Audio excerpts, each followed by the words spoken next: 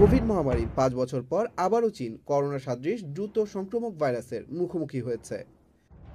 Human metapneumo virus HMPV নামের এই ভাইরাসটি এরই মধ্যে ছড়িয়ে পড়েছে চীনের বেশ কিছু অঞ্চলে।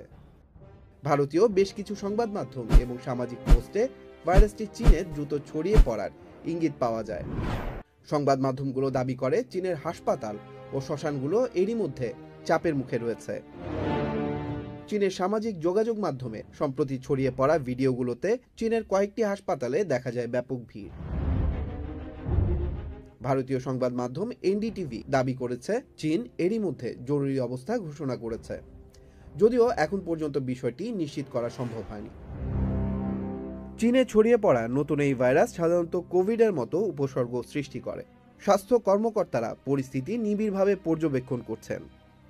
ভাইরাসটির কোনো টিকা এখনো পর্যন্ত আবিষ্কৃত না হয় বিষয়টি ব্যাপকভাবে আতঙ্ক ছড়াচ্ছে। এক্সের একটি পোস্টে এরই মধ্যে বেশ কিছু ভিডিও ছড়িয়ে পড়েছে।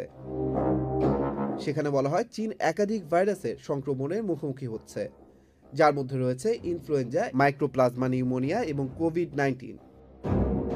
এদিকে রয়টার্সের একটি প্রতিবেদন অনুসারে চীনের রোগ নিয়ন্ত্রণ কর্তৃপক্ষ শুক্রবার জানিয়েছে চীন অজানা উৎস থেকে আসা শ্বাসতন্ত্রের নতুন একটি রোগের বিষয়ে পর্যবেক্ষণ করছে। উদ্যোগটি নতুন জীবাণু মোকাবেলায় সহায়ক হবে। 5 বছর আগে কোভিড-19 শুরুতে প্রস্তুতি কম থাকায় চীন আগে থেকেই এ বিষয়ে প্রস্তুতি গ্রহণ করেছে। এ বিষয়ে চীনের national disease control and prevention administration ল্যাবগুলোর রিপোর্ট যাচাই করবে এবং রোগ নিয়ন্ত্রণ প্রতিরোধ সংস্থাগুলো ঘটনা যাচাই করবে।